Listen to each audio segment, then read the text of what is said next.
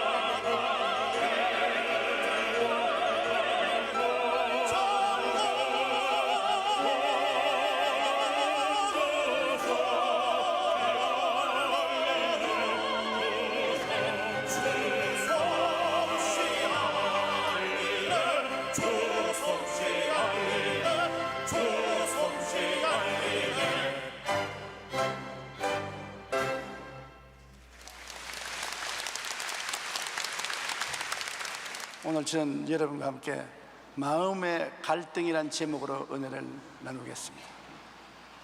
제가 50여 년 전에 대제동에서 교회를 개척할 때 박수미라는 자매님 한 분이 교회에 출석했습니다.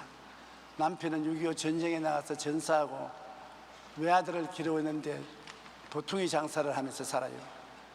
그분이 전도를 받고 천막교회 나가면서 얼마나 기뻐하던지 얼굴에 희색이 만면이었습니다. 그렇게 즐거워하면서 주일날, 수요일날, 금요철야, 새벽기도 빠지지 않고 열심히 교회 나왔는데 한동안 그렇게 예수를 잘 믿더니 그 다음 얼굴에 그림자가 지고 점점 신앙이 식어져 가면서 교회 출석을 등한히 하더니 하루는 저를 찾아와서 목사님 이제 그만 믿으랍니다. 그래서 아니 이렇게 좋아하고 하나님께 영광을 돌리고 사다가 그만 믿다니요. 하나님이 잘못한 것이 아니라 내가 잘못되어서 그렇습니다. 나는 보통이 장사를 하고 사는데 옛날에 예수 믿기 전에는 거짓말을 하고 물건을 사고 팔았는데 마음에 고통이 없었어요. 100원 주고 사는 것도 200원 주고 샀다 그러고 난 다음에 150원을 받고 그래도 마음에 까딱 고통이 없었는데 예수를 믿고 신앙이 깊어지자 너무 괴롭습니다. 장사를 하고 집에 저녁에 오면 잠을 잘 수 없이 마음이 괴롭습니다. 거짓말을 안 하고는 장사를 해 먹을 수가 없고 거짓말을 하니까 신앙을 유지할 수가 없습니다. 그러므로 자식 다 키워 장가 보내고 나도 일할 수 없는 나이가 될 때 그때 가서 도로 믿겠으니 하직을 구하는 것이 좋겠습니다. 그래서 내가 좀 내 말 좀 들으십시오. 박수미 자매님이 아들을 낳아서 기를 때 아들이 낳자마자 벌떡 일어나서 뛰어다닙니까? 아들을 대소변 다 갈려내고 품에 안고 이리저리 옮겨주고 나중에 걷기 시작할 때도 걸음마를 하다가 일어나서 넘어지고 얼굴에 파틀 갈고 무릎이 깨어지고 그러면서 또 일어나고 또 넘어지고 또 일어나는 것입니다. 넘어지고 일어나고 넘어지고 일어나는 과정을 통해서 나중에 자라서 뛰어다니게 되는 것입니다. 신앙도 마찬가지입니다. 예수 그리스도를 믿고 난 다음에도 죄를 짓습니다. 죄를 짓지 않은 의인은 없어요. 죄를 짓고 난 다음 회개하고 또 일어나고 회개하고 일어나서는 또 죄를 짓고 또 죄를 짓고 또 일어나고 또 죄를 짓고 그러면서 점점 생활이 달라지고 자라져서 나중에는 많이 죄를 이기고 성의로운 삶을 사는데 천당 올라갈 때까지 완전히 거룩하게 된 사람은 없어요. 끝까지 인간의 갈등은 있는 것입니다. 그러므로 계속 고민을 하십시오. 속여서 팔고 난 다음에 저녁에 와서 회개하고 울고 고민을 하고 또 그 다음날 와서 또 속여서 팔고 하세요. 그러다가 나중에는 도저히 속여서 팔 수 없게 성령의 마음에 감동을 주어서 점점 변화될 것입니다. 그러는데 그 말을 듣고 그 다음부터 나가서 아닌 게 아니라 속여서 팔고 난 다음 저녁에 와서는 회개 기도를 하고 또 속여서 팔고 얼마 안 하니까 계속 할 수가 없단 말이야. 너무 괴로우니까. 그러니 점점 착해지고 정직해지기 시작해서 나중에는 완전히 정직한 장사꾼으로 소문이 났습니다. 온 동네에 박수미 자매의 물건은 정직한 물건이다. 정직한 장사 아주머니라고 이름이 나서 속여서 팔 때보다도 더 장사가 잘 되었습니다. 결국에는 하나님이 축복을 해주어서 속이고 남에게 불이익을 갖다 주지 않아도 굉장히 장사가 잘 되고 축복을 받아서 교회 집사가 되고 권사까지 된 것을 제가 보았습니다. 우리가 이 세상에 살면서 완전한 신앙생활을 할 수 있는 사람은 한 사람도 없습니다. 아담의 자손은 원래 모두 다 죄 중에 태어나는 것입니다. 창세기 5장 1절로 3절에 보면 이것은 아담의 계보를 적은 책이니라. 하나님이 사람을 창조하실 때 하나님의 모양대로 지으시되 남자와 여자를 창조하셨고 그들이 창조되는 날에 하나님이 그들에게 복을 주시고 그들의 이름을 사람이라 일컬었더라. 아담은 130세에 자기의 모양 곧 자기의 형상과 같은 아들을 낳아 이름을 셋이라 하였다.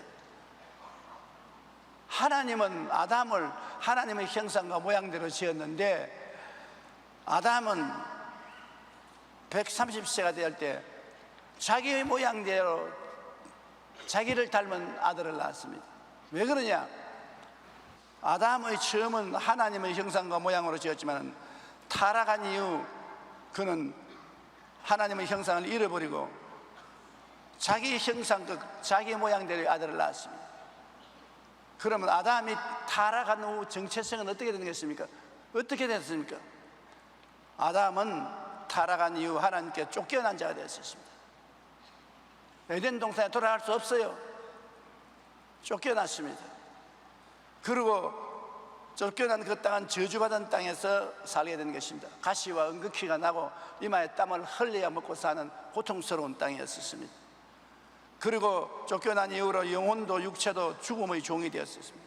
영혼은 벌써 죽어서 하나님과 교대가 안 되고 육체는 나이를 먹어서 죽게 된 것입니다. 그리고 평생에 사탄의 종이 되어 마귀가 시키는 대로 따라 할 수밖에 없게 되는 것입니다. 이것이 바로 아담의 정체성입니다. 자기 모습인 것입니다. 아담은 타락하고 난 다음 자기 모습, 자기 모양대로 자식을 낳았으니 우리는 아담의 자손으로서 태어날 때부터 죄인으로 태어난 것입니다. 우리는 태어날 때부터 하나님께 쫓겨난 자로 태어나서 하나님 모르고 태어나고, 태어날 때부터 저주의 땅에서 태어나서 고통을 당하고, 태어날 때부터 영혼은 죽었고 육체도 죽음에 이르는 병에 들어있고 평생 동안 사탄의 종이 되어 사는 것입니다. 이건 자기가 잘못한 건 없는데 조상이 그렇게 해서 조상의 형상과 모상대로 우리가 유전을 받아서 타락한 정체성을 가지고 태어나는 것입니다. 뉴욕 전화회사에서 사람들이 통화 중에 가장 많이 사용하는 단어가 무엇인지 조사한 적이 있었습니다. 그 결과 사람들이 말을 할 때 가장 많이 사용하는 단어는 나라는 것이었습니다. 일반 사람들이 개인적으로 5,000번 통화하는 가운데 나라는 말을 3,790번이나 사용했다고 하는 것입니다. 이것은 인간이 자중심으로 생각하며 언제나 자기 목적을 위해서 살아간다는 것을 보여주는 것입니다. 타락한 인간에게는 자기밖에 없고 그 자기라는 것은 쫓겨난 인간이요, 저주받은 인간이요, 영혼도 육체도 죽음의 종이 된 인간이요, 평생 마귀의 종이 된 인간인 것입니다. 불쌍히 짝이 없습니다. 인간이 자기의 힘으로 죄와 마귀와 악한 습관을 떨쳐버리지 못합니다. 그래서 성경은 로마서 3장 10절에 의인은 없나니 하나도 없다고 말했습니다. 이 땅에 의인은 없습니다. 누가 있나요? 아담의 자손치고 의인으로 태어난 사람 아무도 없고 의롭게 살 수 있는 힘을 가진 사람도 아무도 없습니다. 또한 모든 사람이 죄를 범하였음에 하나님의 영광에 이르지 못하더니, 로마서 3장 23절입니다. 모든 사람이 죄를 상속으로 받고 태어나자마자 죄를 지었으니 하나님의 영광에 이르지 못합니다. 하나님은 의로운데 죄가 어떻게 의로운 하나님 앞에 나설 수 있습니까? 아담의 타락 이후 아담의 죄성은 자기 이후의 자녀들에게도 그대로 유전되어 모든 인간은 죄 가운데 마귀의 종으로 이 세상에 태어난 것입니다. 어린아이가 보고의 울음소리를 내고 태어날 때부터 벌써 죄인인 것입니다. 그러면 우리가 어떻게 할까요? 인간의 힘으로 구원받을 수 없고 종교의 힘으로 구원할 수 없고 수양과 도덕으로 구원받을 수 없습니다. 아무리 노력해도 죄인은 죄인인 것입니다. 죄인이 의인으로 변화되지 않습니다. 흑인이 세수물을 가지고 아무리 비누와 수세미로 얼굴을 닦고 몸을 닦는다고 해도 검은 피부가 희어지지 않습니다. 죄인이 아무리 수양과 도덕을 닦고 노력을 해도 의인으로 변화되지 않습니다. 죄인으로 태어난 사람은 죄인이요, 의인으로 태어나야 의인이 될 수 있는 것입니다. 그러므로 인간을 구원하기 위해서 하나님은 인간에게 수양과 도덕을 주지 않았습니다. 종교를 주시지 않았습니다. 인간에게 새로 태어날 수 있는 길을 열어주신 것입니다. 옛사람은 죽고 새사람으로 태어나도록 길을 여시겠습니다. 그런데 인간이 다 죽으면 어떻게 태어납니까? 하나님이 세상을 이처럼 사랑하사 독생자를 주셨으니 누구든지 저를 믿으면 멸망하지 않고 영생을 얻으리라.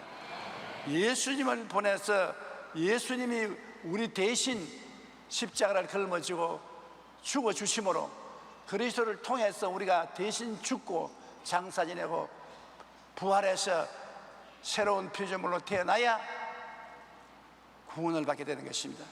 갈라디아서 4장 4절로 5절에 때가 참에 하나님이 그 아들을 보내사 여자에게서 나게 하시고 율법 아래에 나게 하신 것은 율법 아래에 있는 자들을 속량하시고 우리로 아들의 영분을 얻게 하려 하심이라.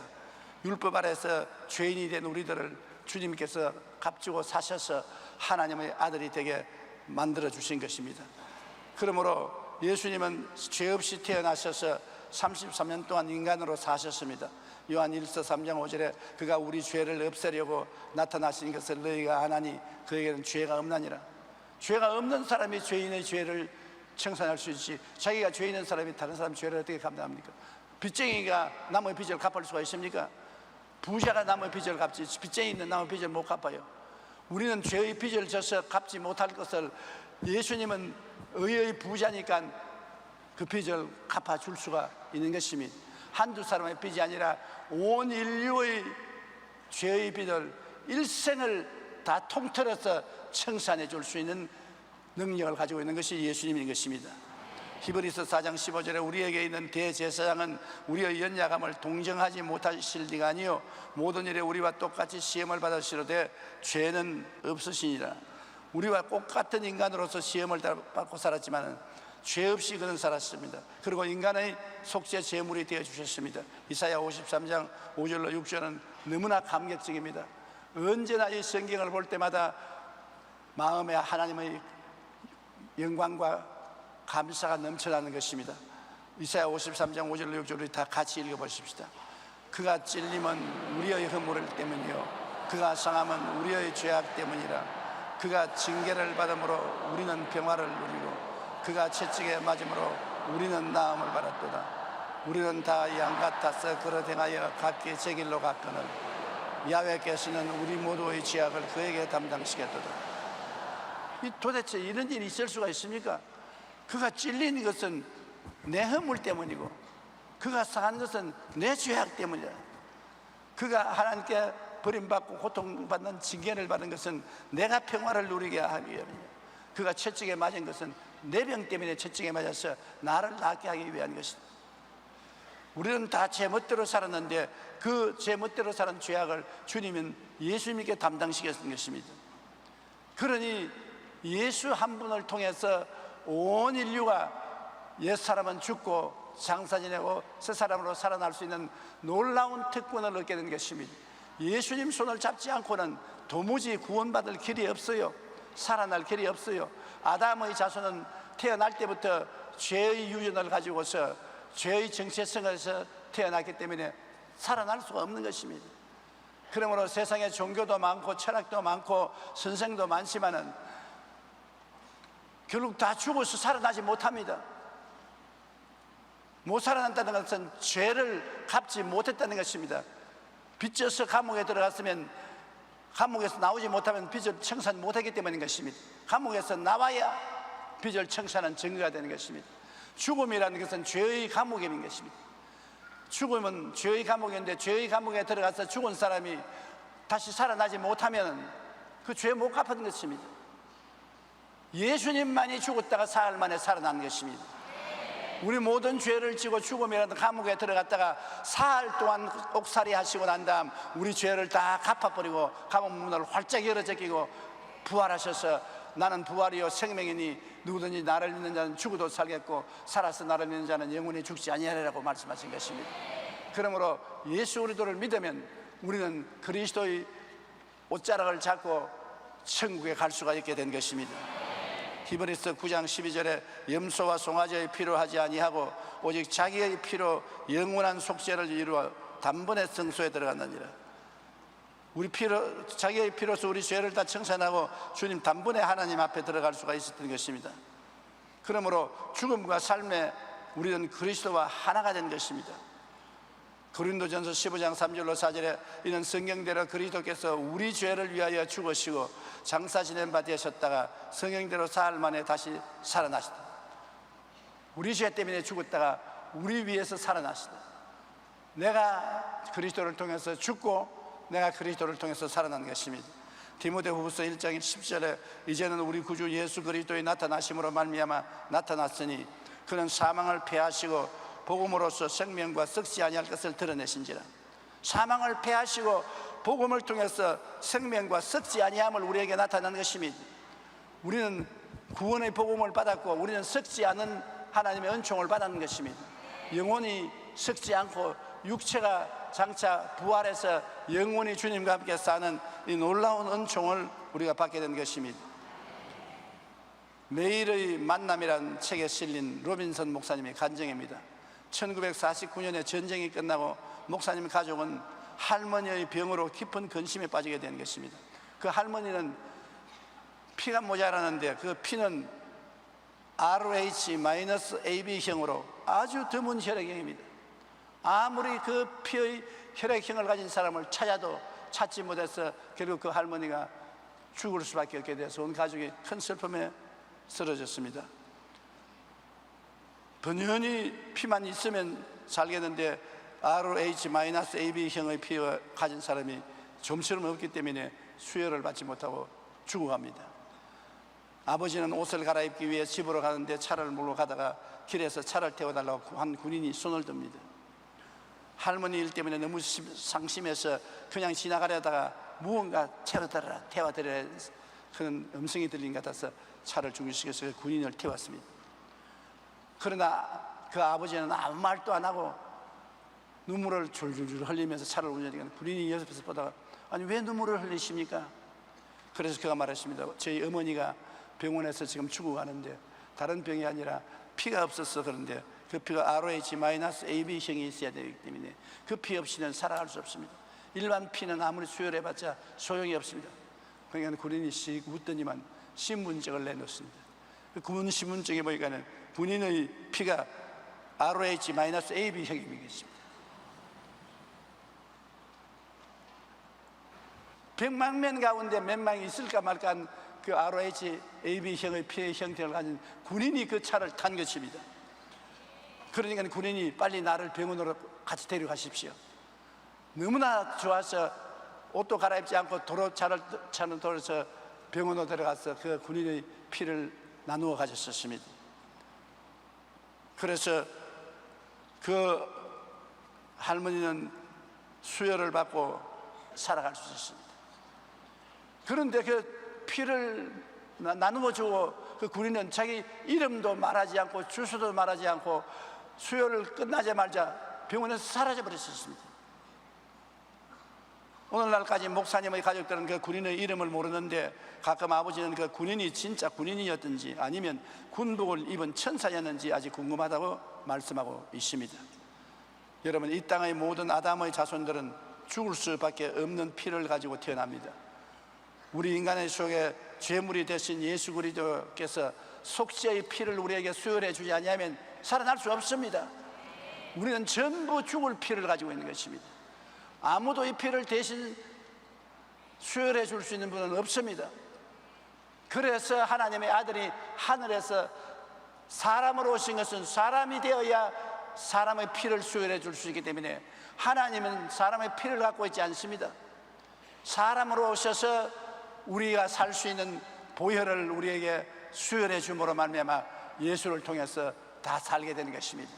오늘날 죄를 짓고 불의하고 추악하고 죽어가는 사람도 예수 그리스도의 이름을 부르면 성령으로 그리스도의 피가 우리 속에 들어와서 우리를 깨끗하게 해주시는 것입니다. 그러므로 나의 죄를 씻기는 예수의 피밖에 없네. 다시 성취하기도 예수의 피밖에 없네.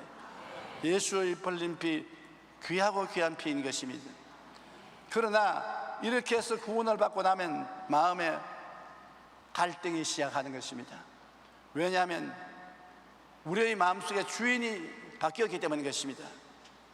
우리가 부모에 태어난 아담의 자손일 때는 마귀가 우리의 주인이었었습니다.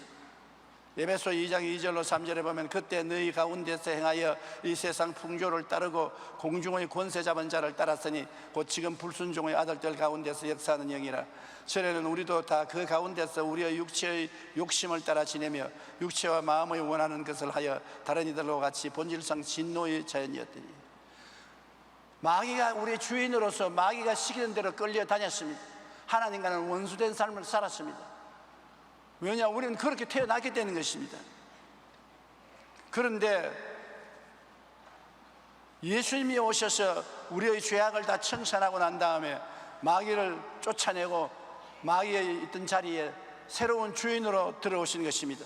갈라디아서 2장 20절에 내가 그리스도와 함께 십자가에 못 박였나니 그런즉 이제는 내가 사는 것이 아니요 오직 내 안에 그리스도께서 사신 것이라. 이제 내가 육체 가운데 사는 것은 나를 사랑하사 나를 위하여 자기 자신을 버리신 하나님의 아들을 믿는 믿음 안에서 사는 것이라. 자, 그러니 마음속에 예수님이 들어오셨는데 마음과 육체를 점령하고 있던 마귀는 마음에서 쫓겨나가서 육체에 붙어 있고 예수님은 우리 마음을 점령하셨습니다. 그러므로 마음으로 이제 우리는 하나님과 같이 사는데 육신은 아직 마귀에게 묶여 있습니다. 그러니 끊임없는 투쟁이 시작될 수밖에 없습니다. 마음의 주인이 바뀌어서 마귀가 쫓겨나고 예수님이 주인으로 들어오시는데 육체는 아직 마귀에게 속해 있으니 이제 육체와 마음의 전쟁이 시작되는 것입니다. 예수 믿고 편안하다 하더니 예수 믿고 난 다음 더 괴롭다는 말을 한 사람을 많이 들었었습니다. 그것은 신앙이 자라나고 구원을 받았다는 증거가 되는 것입니다. 로마서 7장 21절로 24절에 그러므로 내가 한 법을 깨달았노니 곧 선을 행하기 원하는 나에게 악이 함께 있는 것이로다. 내 속사람으로는 하나님의 법을 즐거워하되 내 지체 속에서 한 다른 법이 내 마음의 법과 싸워 내 지체 속에 있는 죄의 법으로 나를 사로잡아 오는 것을 보는도다. 오라 나는 공고한 사람이로다. 이 사망의 몸에서 누가 나를 건져내랴. 사도 바울같이 위대한 주의 종도 오라 나는 공고한 사람이로다. 내 속에서 전쟁이 매일같이 일어나고 있으니 공고하다.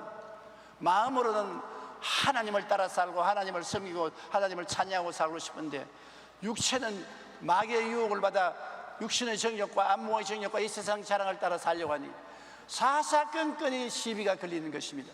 시비가 안 걸리는 것이 없습니다.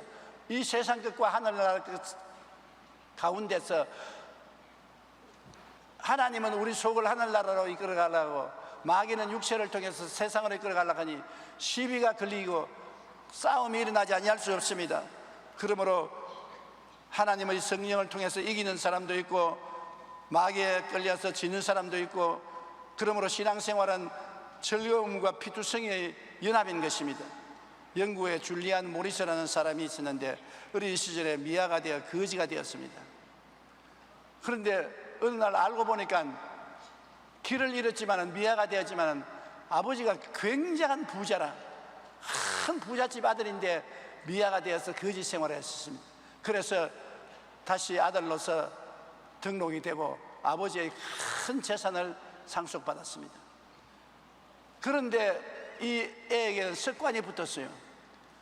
밤에는 잘 때는 아버지의 큰 저택에 화롭게 자고 아침에는 거지 옷을 입고 샴푸하고 비누 팔러 나갑니다.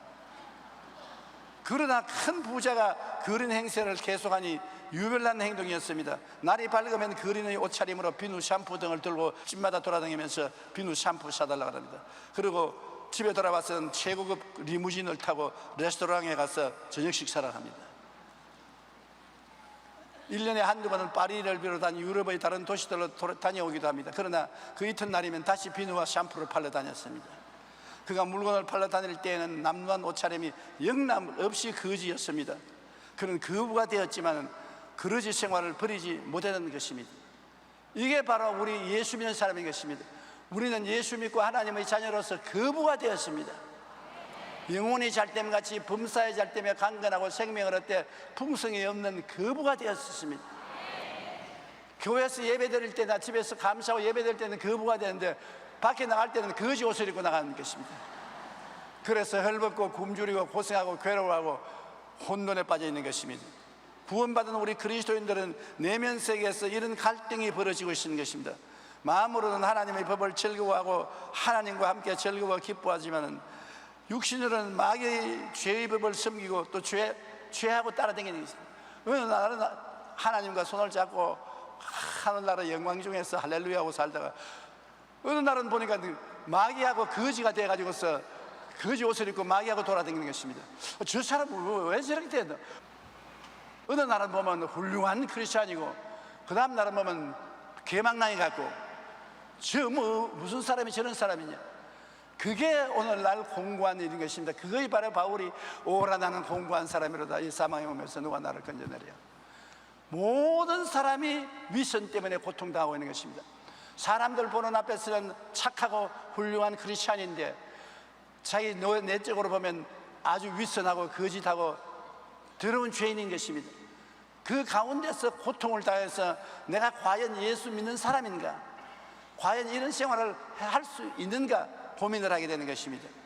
그 고민을 안 하는 사람이 없습니다. 그러나 그 고민은 하면 할수록 점점 그 고민이 그 사람을 변화시키는 것입니다. 끝없는 투쟁이 있는 것 같지만은 나중에는 내 속에 있는 하나님의 성령이 이기게 되는 것입니다. 18세기 최대의 철학자인 임마누엘 칸트는 그의 책 실천이 이성 비판에서 인간이 무엇을 하려고 결심만 하면 무엇이든지 할 수 있다고 말했습니다. 당시 이러한 칸트의 사상은 많은 사람들에게 받아들여졌고 그는 200여 년 동안 모든 사상계를 지배해 왔습니다. 그러나 오늘날 칸트의 이 사상은 산산조각이 나고 말았던 것입니다. 인간이 아무리 굳은 결심을 했다 하더라도 그 마음은 조정하지 못하고 또 다른 힘이 있다는 것을 알게 된 것입니다. 작심사할이라고 칸트가 말한 것처럼 깊은 결심을 하고 난 다음에도 사흘이 지나면 더 유혹의 힘이 강해져서 결심이 다 깨어지고 마는 것입니다. 인간 감정의 동물로서 그 마음에 허무감이 스며들 때 굳은 결심도 하루아침에 무너집니다. 그래서 옛부터 인심은 조석변이라 했고 작심사흘이라는 말이 있습니다. 사람의 마음은 아침 저녁으로 변합니다. 결심하고 실천하는 것이 사흘을 가기 어렵습니다. 여기에 바로 인간의 고민과 갈등이 있는 것입니다. 오라 나는 공고한 사람이로다라고 바울이 고통한 것도 마음으로 원하는 선은 하지 않고 오히려 원치 않는 악에 빠지는 자신의 삶을 탄식했습니다.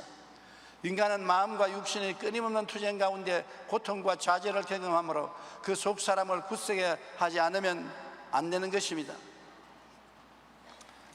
속 사람을 어떻게 강하게 할까요? 이 싸움에서 우리가 점점 이겨나가야 되겠는데 속 사람을 강하게 해야 되는 것입니다. 속 사람을 강하게 하기 위해서는 항상 말씀을 가까이 해야 되는 것입니다. 사람이 먹지 아니하면 힘이 없어요. 제가 젊을 때는 상당히 힘이 있었습니다. 팔 힘도 세고 달리기도 잘하고 했는데 요사이는 팔 힘이 여자보다 더 약해요. 얼마 안 걸어가면 다리가 아파요. 왜 그러냐? 안 먹어요. 제가 하루 먹는 것은 여러분 한 끼 먹는 것보다 못 먹을 것입니다. 조금밖에 안 먹어요. 먹기가 싫어요. 오늘도 죽 한 그릇 먹고 나왔는데 설교하는 것이 기적입니다.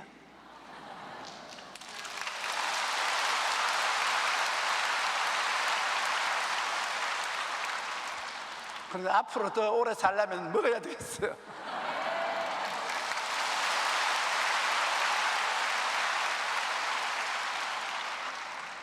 영적인 세계에도 힘을 얻어 신앙으로 강하게 쓰려면 먹어야 돼요. 말씀을 먹어야 돼요. 우리의 양식은 말씀인 것입니다. 여호수아 1장 8절에 이 율법책을 내 입에서 떠나지 말게 하여 주야로 그것을 묵상하여 그 안에 기록된 대로 다 지켜 행하라. 그러면 내 길이 평탄하게 될 것이며 내가 형통하리라. 우리가 평탄하게 되고 우리가 형통하려면 말씀을 먹어야 된다는 것입니다. 알든지 못하든지 깨닫든지 못 깨닫든지 먹어야 돼요. 밥상에 앉아가지고서 우리 집 사람이 저보고 여기는 비타민이 많으니까 고추를 먹어라, 여기는 뭐 철분이 많으니까 이것을 먹어라. 내가 비타민을 보았습니까? 철분을 보았습니까? 믿음으로 먹으라는 것입니다. 먹어 놓으면 그렇게 된다는 것입니다. 말씀도 한 가지입니다. 내가 읽는데 이 의미가 뭔지 알 수가 없어도 먹어 놓으면 그 말씀이 속에 들어가서 자기 역할을 한 것입니다. 로마서 10장 17절에 믿음은 들음에서 나며 들음은 그리스도의 말씀으로 말미암는다고, 말씀을 자꾸 믿고 들으면, 읽고 들으면 믿음이 생기는 것입니다. 우리가 속 사람이 강해지려면 죄를 안 지을 때가 없으니까 지을 때마다 자꾸 회개를 해야 돼요. 감추면 안 돼요. 하나님 앞에 회개를 해야 돼요. 그러고 난 다음 기도를 쉬지 않아야 돼요. 자꾸 도움을 달라고 하나님께 기도해야 돼요. 골로새서 4장 2절에 기도를 계속하고 기도에 항상 깨어 있으라고 말하는 것입니다. 기도를 계속해야 돼요. 요한 1서 1장 9절에 만일 우리가 우리 죄를 자백하면 그는 미쁘시고 이로우사 우리 죄를 사하시며 우리의 모든 불의에서 깨끗하게 하실 것이요. 죄는 하나님이 이미 다 청산해 버린 것입니다. 우리가 의롭게 되어서 구원받는 것이 아니라 믿음으로 구원은 받아 놓았습니다. 이미 용서받아 놓은 죄예요. 그러나 우리가 용서해 달라고 말을 해야 하나님이 그것을 청산해 주시는 것입니다. 그래서 우리가 깨끗해지고 속사람이 강해지고 하나님 나라에 당당히 들어갈 수 있게 되는 것입니다. 그러므로 죄는 지을 때마다 자꾸 회개해야 돼요. 그리고 우리가 속사람을 강하게 하려면 예배의 모임을 통한 신앙의 교제가 있어야 되는 것입니다. 예수 잘 믿는 사람하고 같이 살게 되면 예수를 잘 믿게 돼요. 예수 잘 못 믿는 사람하고 살게 되면 예수 잘 못 믿게 돼요. 하늘나라 이야기를 많이 하는 사람하고 이야기하면 하늘나라가 가차워지고 세상 일을 많이 하는 사람하고 같이 있으면 세상이 가차워져요. 사람은 누구와 같이 교제를 하는가가 그 인생에 큰 영향력을 미치는 것입니다. 대개 예수 안 믿던 남자들이 예수 잘 믿는 것은 장가 잘 들어서 부인이 예수 잘 믿는 부인을 만나서 그런 것입니다. 부인이 예수 잘 믿으면 결코 나중에 남자도 예수 잘 믿게 되는 것입니다. 그 영향력을 안 따라갈 도리가 없어요. 사도행전 2장 46절에 날마다 마음을 같이하여 성전에 모이기를 힘썼다고 말한 것입니다. 시편 138편 2절로 3절에 내가 주의 성전을 향하여 예배하며 주의 인자하심과 성실하심으로 말미암아 주의 이름에 감사하오리니 이는 주께서 주의 말씀을 주의 모든 이름보다 높게 하셨습니다. 내가 간구하는 날에 주께서 응답하시고 내 영혼에 힘을 주어 나를 강건하게 하셨나이다. 예배드리고 하나님께 같이 찬송하면 신앙이 강해지고 믿음이 튼튼해지는 것입니다. 그러므로 꼭 주일날 예배 모임을 충실히 해야 되는 것입니다. 프랑스의 나폴레옹 황제가 워털루 전쟁에서 참패하고 세인트 헬레스 섬에 유배 생활을 하고 있을 때 기자가 찾아가서 물었습니다. 당신 한평생에서 가장 행복했던 때가 언제냐 물으니까 나폴레옹은 한창 눈을 감고 회상하더니 이렇게 대답했습니다. 전투가 치열하던 어느 날 주일이었습니다. 그때 나는 쫄병이었지만 마침내 철모를 벗고 교회 가서 하나님께 감사하고 눈물을 흘리며 예배드릴 때 그 마음속에 다가온 행복과 기쁨을 지금도 잊을 수가 없다고 말한 것입니다. 그러나 나는 오늘날 예배 참석하지 아니하고 하나님께로부터 멀리하고 전쟁광이 되어서 이렇게 유배 생활을 하고 비참하게 되었다고 말한 것입니다. 마음의 평안과 행복을 느끼는 시간은 하나님께 예배드릴 때인 것입니다. 예배를 통해서 좋으신 하나님을 만나고 또 성도 간의 교제를 나눌 때 우리의 속사람은 강해지고 우리의 삶은 기쁨과 평안이 넘치게 되는 것입니다. 하나님과의 교제, 성도와의 교제가 우리 신앙을 튼튼하게 하는 것입니다. 그리고 또 우리는 성령님의 도우심을 간구해야 되는 것입니다. 그러므로 이제 그리스도 예수 안에 있는 자에게는 결코 정죄함이 없나니 이는 그리스도 예수 안에 있는 성령의 생명의 법이 죄와 사망의 법에서 너를 해방하였습니다. 성령도 우리의 연약함을 도우시나니 우리는 마땅히 기도할 바를 알지 못하나 오직 성령이 말할 수 없는 탄식으로 우리를 위하여 친히 간구하시느니라. 성령은 우리 도우미로서 오신 것입니다. 하나님이 우리를 돕기 위해서 하늘에서 보내서 우리와 같이 계신데 지금도 이 자리에 계십니다. 공기를 보지 못했잖아요. 그러나 여러분 공기 없으면 삽니까? 끊임없이 숨 쉬어서 내 뱃속에 있고 밖으로 나가고 뱃속에 있고 밖으로 나갑니다. 성령은 공기와 같습니다. 여러분 속에 계시고 여러분 밖에 계신 것입니다. 성령님을 인정하고 환영하고 모시드리고 의지하고 성령의 도움을 청하면 성령이 죄와 사망의 법을 내가 쫓고 여러분을 승리하게 만들어주는 것입니다. 성령으로 충만한 것은 우리 신앙생활에 절대 필요한 것입니다. 의학 공부를 하는 미국의 여대생이 대학교 3학년 때 우연히 마약과 접하게 된 것입니다. 그녀는 피곤할 때마다 마약을 복용하는 했는데 나중에 습관에 대한 마약이 없으면 생활을 유지할 수 없을 지경이 되었습니다. 그는 인턴과 레지던트 과정을 거쳐서 의사로 일하면서 매일 마약을 복용했습니다. 나중에는 그 사실이 직장 동료들에게 알려지게 되어 병원을 그만두게 되었는데 더 이상 마약을 살 수 없게 되므로 미칠 것 같았습니다. 살 수 없게 됐어요. 그래서 그녀는 자신의 의지로 마약을 끊어보려고 피나는 노력을 했지만 헛사였습니다. 그는 절망한 가운데 비 오는 날 저녁 자살을 할 결심을 하고 뚝 옆에 저수지로 나갔습니다. 뚝 위에 올라서서 지금까지 한 번도 불러본 적이 없는 하나님을 향해 무릎을 꿇고 기도하기 시작했습니다. 하나님, 저는 아무것도 할 수 없는 사람입니다. 저를 구원해 주십시오. 비를 맞으면서 아주 간절히 기도했습니다. 그런데 갑자기 머리에서 뜨거운 전기불이 쫙 내려오면서 온몸이 쩌릿하게 되더랍니다. 그러더니 양쪽 어깨를 누르고 있던 무거운 짐이 벗어지는 것 같고 마음의 평화가 넘치게 다가오기 시작한 것입니다. 몸이 날아갈 듯이 가벼워지고 기뻐지는 것을 느꼈다고 했는 것입니다. 그녀는 그 자리에서 일어나 하나님을 찬양하고 자살하는 마음을 돌이켜 집으로 돌아왔는데 그 후로 마약은 깨끗이 끊어지고 지금 마약과 알코올 중독으로 삶을 포기한 사람들을 위해 봉사하는 삶을 살고 있다고 말하는 것입니다. 보십시오. 힘으로도 능으로도 안 되지만은 성령이 되게 만들어주는 것입니다. 기도하고 구하니까 해주는 것입니다. 기도하고 구하지 않으니까 안 해주는 것입니다. 무엇인지 기도하고 구한 것은 받은 줄로 믿어라. 그래야만 그대로 되리라고 말하는 것입니다.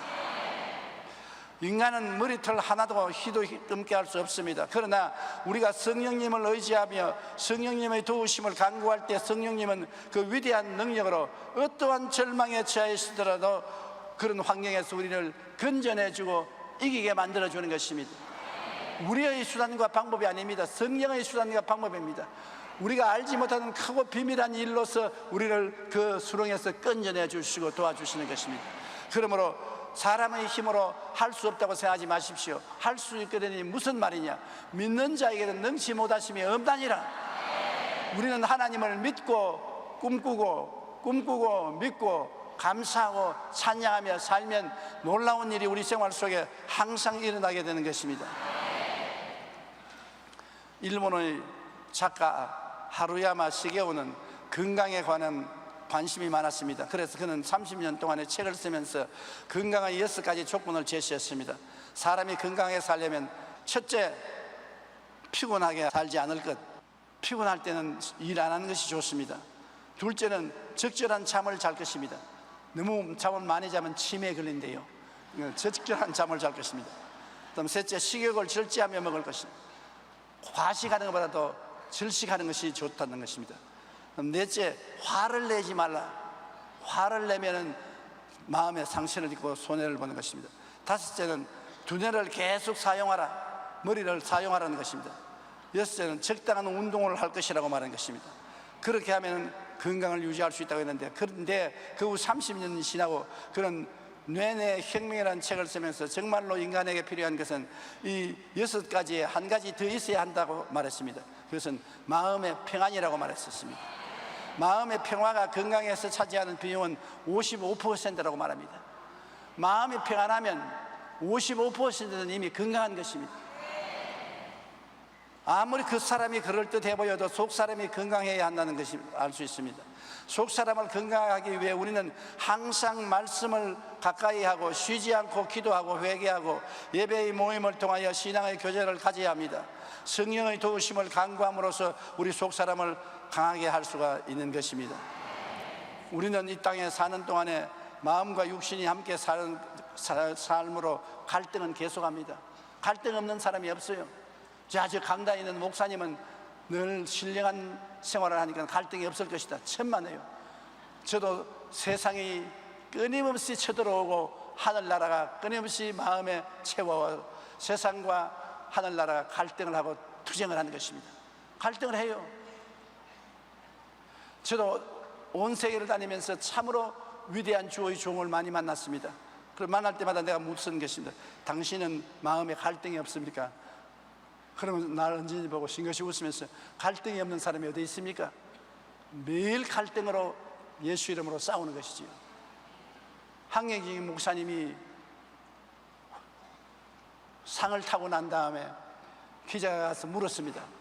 목사님의 마음에는 하늘나라가 가득하지요? 고개를 흔들면서 나 죄 덩어리입니다. 황영기 목사님이 자신을 보고 나는 죄 덩어리라고 그러셨습니다. 우리 모든 사람이 훌륭하게 살려고 할수록 마귀의 공격은 강합니다. 유혹은 강합니다. 싸움은 끝이 없는 것입니다. 이 육신을 벗어버리는 날에 갈등은 끝날 것입니다. 육신을 입고 있는 이상은 항상 마귀는 우리 육신을 통하여 우리에게 갈등을 가져오는 것입니다. 타락시키려고 하는 것입니다. 이 세상에 완전히 거룩하고 온전하게 된 사람은 없습니다. 그렇기 때문에 여러분이 신앙생활 하면서 마음에 갈등이 있는 것이 정상적인 것을 아십시오.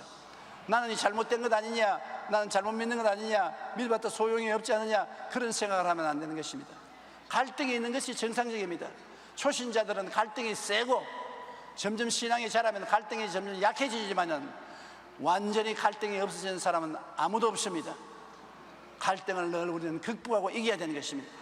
그러기 위해서 성경 읽고, 그러기 위해서 회개하고, 그러기 위해서 기도하고, 그러기 위해서 예배드리고, 그러기 위해서 성령 의지하고 나가는 것입니다. 그러면 우리는 갈등을 극복하고 천국까지 아름답게 들어갈 수 있게 되는 것입니다. 고개 숙여 기도드리겠습니다. 사랑이 많으신 우리 아버지 하나님, 마귀의 종이 되었을 때는 아무 갈등도 없었습니다. 마귀가 시키는 대로 죄악 가운데 살기 때문입니다. 예수 그리스도를 믿고 마귀에서 해방되어 우리 마음이 성년이 되었을 때부터 시작해서 마귀는 우리 육신을 통해서 우리를 도로 훔쳐가려고, 도적질하고 죽이고 멸망시키려고 공격합니다. 그때부터 마음의 갈등이 생기고 육체의 갈등이 있습니다. 우리 아버지, 갈등이 있음에도 불구하고 성령의 능력으로 이기고 교회에 나오게 된 것을 감사합니다. 항상 더욱 이기고 교회에 열심히 나오게 도와주시옵시고, 갈등을 이기고 마음의 평안을 갖게 도와주시옵시고, 승리하게 도와주시옵소서. 우리 아버지 하나님이여, 구원을 하는 역사가 일어나서 모든 우리 동포들이 하늘나라를 마음속에 모시고 갈등하면서 살 수 있게 만들어 주옵소서. 예수님 이름으로 기도합니다. 아멘. 성도 여러분, 몸이 아픈 사람이나 마음이 아픈 사람은 손을 얹어 주시기 바랍니다. 우리 하나님께 함께 기도드리겠습니다. 하나님 아버지여, 우리는 몸도 아프고 마음도 아픕니다. 이 세상에 살면서 온전히 안 아픈 사람이 누가 있겠습니까? 마음이 안 아프면 몸이 아프고, 몸이 안 아프면 가정이 아픕니다. 여러 가지 고통과 괴로움이 있는데 하나님의 도움이 있어야 극복하고 살아갈 수 있는 것입니다. 하나님이여, 예수 그리스도 이름과 그 보혈의 능력으로 오늘 우리를 도와주셔서 육신의 병을 고쳐주시고, 고통을 멸하여 주시옵시고, 치료와 생명을 허락하여 주시옵소서. 하나님의 기적이 일어나게 도와주시옵소서. 우리는 하나님을 믿습니다. 꿈 안에서 믿고 믿음 안에서 꿈을 꿉니다. 주의 능력이 나타나 주시옵소서. 영광이 나타나 주시옵소서. 예수님 이름으로 기도합니다. 아멘.